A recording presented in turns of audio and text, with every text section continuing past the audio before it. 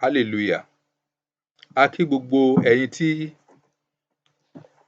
ó ń gbọ́ wa ní òwúrọ̀ yìí yálà nínú ilé tàbí nínú mọ́tò, yálà nínú tó ń ṣe àwùjọ àpèjẹ tàbí ẹ kàn ń rìn lọ tàbí ẹ̀ ń ṣàwàdà káàkiri. Ògo Ọlọ́run yóò wà pẹ̀lú wa. Òní jẹ́ ọjọ́ ìkẹrin-ó-dín-ní-ọgbọ̀n oṣù ìkeje 2020. Ọ̀rọ̀ Ọlọ́run èyí tó tọ̀ wá wá ní òwúrọ̀ yìí, òun la ó rí nínú ìwé Mátíù orí ìkẹẹ̀dọ́gbọ̀n ẹsẹ̀ ìkẹrìnlá. Ó sọ̀rọ̀ nípa ti àwọn ọmọ ọ̀dọ̀ mẹ́ta. Ọmọ ọ̀dọ̀ mẹ́ta tó sì sọ̀rọ̀ nípa èyí, òwe ni Jésù Kristì fi pa fún èyí tó ń ṣe àwọn ọmọ ẹ̀yìn rẹ̀ bí ọ̀rọ̀ ìjọba ọ̀run bó ti ṣe rí. Ìyẹn ni wípé àwọn èso kan wà èyí tó dàbí tí à ń pè ní talent tí a fi sínú èèyàn kọ̀ọ̀kan wa láti lè so èso fún èyí tó ń ṣe ìkẹyìn ọjọ́. Ìyẹn ni wípé láti lè gbáradì fún èyí tó ń ṣe ọjọ́ iwájú wa. Kì í ṣe gbogbo ènìyàn tí Ọlọ́run dá òun ni ó máa wọ ìjọba ọ̀run. Àwọn tó bá ṣe ìfẹ́ rẹ̀, àwọn nìkan ṣoṣo ni ìjọba Ọlọ́run wà fún. Gẹ́gẹ́ bí òwe èyí tí Jésù pa fún àwọn ọmọ ẹ̀yìn rẹ̀. Ó fún àwọn ènìyàn nígbà tí ọmọ ọ̀dọ̀ nì máa lọ. Ó sọ fún èyí tó ń ṣe àwọn ọmọ ọ̀dọ̀ rẹ̀ mẹ́tẹ̀ẹ̀ta. Ó fún èkíní ní talent 5, ó fún èkejì ní talent 2, ó fún ẹ̀kẹta ní talent ẹyọ kan ṣoṣo. Ìyẹn ni irúgbìn tó wà nínú wa. Ẹ̀bùn tó fi fún wọn, ó ń expect pé nígbà tóun yóò padà dé, kí wọ́n lo ẹ̀bùn yẹn láti lè ṣe àtúnṣe lẹ́yìn òun.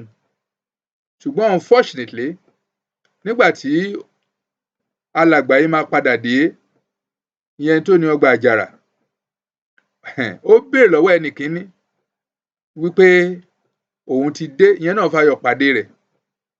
Ó sì jẹ́ ìhìn iṣẹ́ tó ṣe lẹ́yìn ìgbà tí kò sí nílé. Ó sọ fún wípé talent 5 tó fún òun ti lò ó, òun fi ṣòwò, òun sì jẹ èrè 5 sí.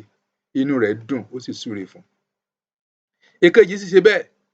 Ṣùgbọ́n ẹ̀kẹta, ó lọ rí talent ẹ̀ mọ́lẹ̀ ni. Ó wá bẹ̀rẹ̀ sí ní accuse ọ̀gá rẹ̀ pé ó fẹ́ ká níbi tí kò gbìn sí. Hallelujah! Èyí ni ìrìn àjò ńlá èyí tí a expect lọ́dọ̀ ọmọlẹ́yìn Kristi.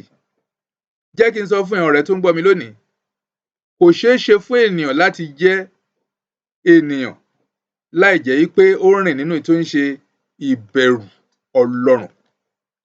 Tí a bá rí èyí tó ń ṣe talent tàbí irúgbìn kankan tí a fi pamọ́ sí ọ lára, lónìí bẹ̀rẹ̀ sí ní lò wọ́n.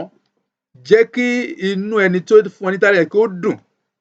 Òun ni a ṣe ń wò wípé ní ìgbàanì, Ọlọ́run sọ fún Abraham, ó ní ipasẹ̀ rẹ̀ ló ń bá bùkún gbogbo ilé ayé. Ìyẹn ni wípé God used an intermediary to bless others.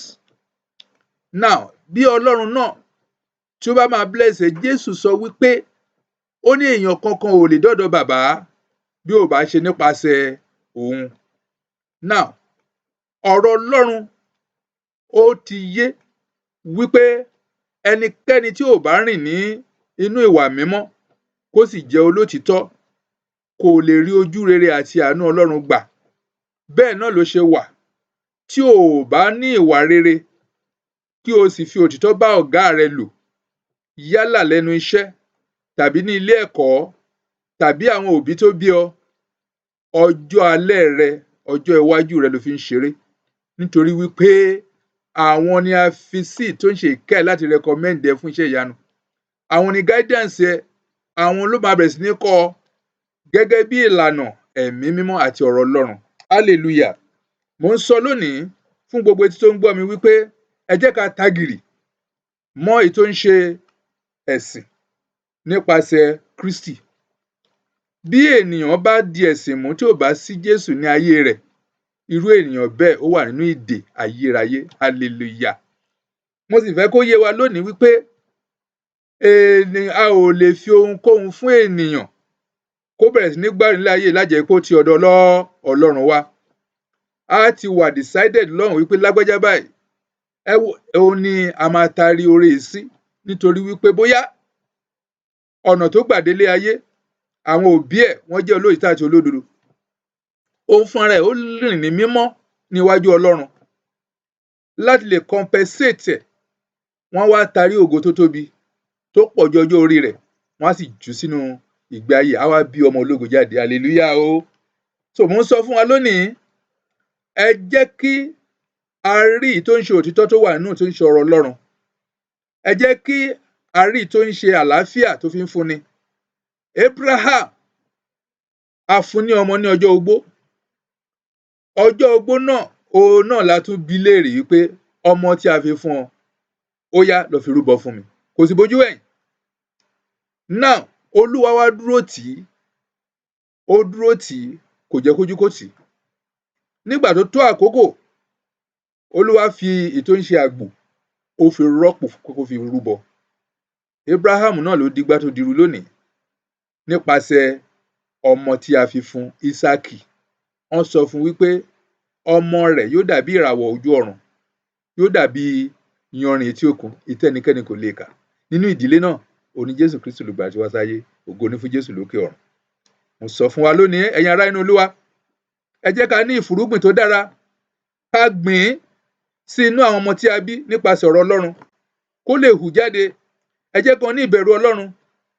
Ní ibi iṣẹ́, ẹ jẹ́ kan dá wa mọ̀ wípé ọmọ Ọlọ́run là ń ṣe. Àwọn tí à ń ṣe ní ìkọ̀kọ̀ tí kò mú ògo wá fún ètò ìṣe tó fi wá sí ilé iṣẹ́ tàbí tó fi wá ṣe alákòóso, irú àwọn nǹkan báwọn yìí rúgbìn tó bá wọlé wá, ẹ jẹ́ ká fàátù.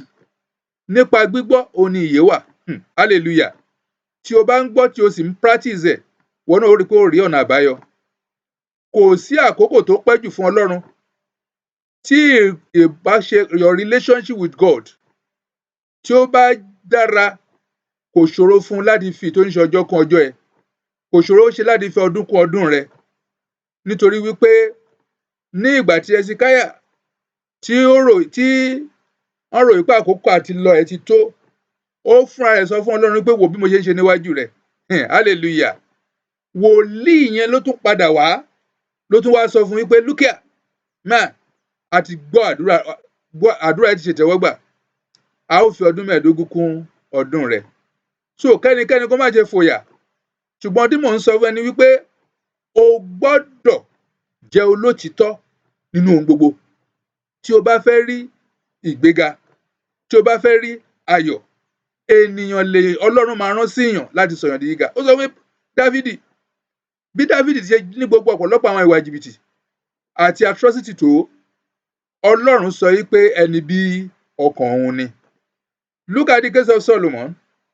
Solomon ò béèrè fún ọlà tàbí owó tàbí ọlá, ṣùgbọ́n ó béèrè fún ẹ̀mí mímọ́ tó máa fi darí àwọn àgùntàn, àwọn ènìyàn tí wọ́n ṣe kíni o, tí wọ́n rọ̀gbà yíká. Nítorí pé ó mọ̀ wípé Olúwa sọ wípé òun dá ènìyàn, inú òun sì bàjẹ́ nítorí pé èrò inú ènìyàn ibi ni lójoojúmọ́. Tí ó bá jẹ́ bẹ́ẹ̀, ẹ̀yin ará inú Olúwa, ẹ jẹ́ kí a fi ẹ̀mí bá ara wa lò, kì í ṣe nípa òfin, but nípasẹ̀ ìfẹ́, kí òdodo Ọlọ́run kó lè establish nínú ayé wa. Mo kí wa pé a kú ẹ̀san ọjọ́ tòní, yóò dára fún wa. Ẹ kú òwúrọ̀. Jehovah, Jésù Kristi, Máíkẹ́lì mímọ́, Olúwa Ọlọ́run ọba ìyanu. Àwọn ọmọ rẹ̀ gbọ́rọ̀ òtítọ́ àti ìyè. Ìwọ lọba tó ń ṣe ohun àánú tó sì ń ṣe ohun ìṣẹ́gun. Mo fi agbára ìmísí ẹ̀mí mọ́ tọrọ fún àwọn èèyàn tó ń gbọ́ mi lónìí wípé àwọn èrò búburú ní ọkàn tó ń mú ènìyàn lòdì sí tó ń ṣe àṣẹ Ọlọ́run, ẹ̀mí mọ́ fà wọ́n tó gbòǹgbò. Jẹ́ kí ọ̀nà ayọ̀ kó là fún wọn. Bí ọ̀nà bá sì bẹ̀rẹ̀ sí ní là, ogun wọn kó máa bú jáde. Gbogbo ohun tẹ́ ẹ dáwọ́lé láti wákàtí ọ̀wọ̀ yìí lọ, lórúkọ Jésù yóò so èso rere. Jésù Kristi Olúwa wa.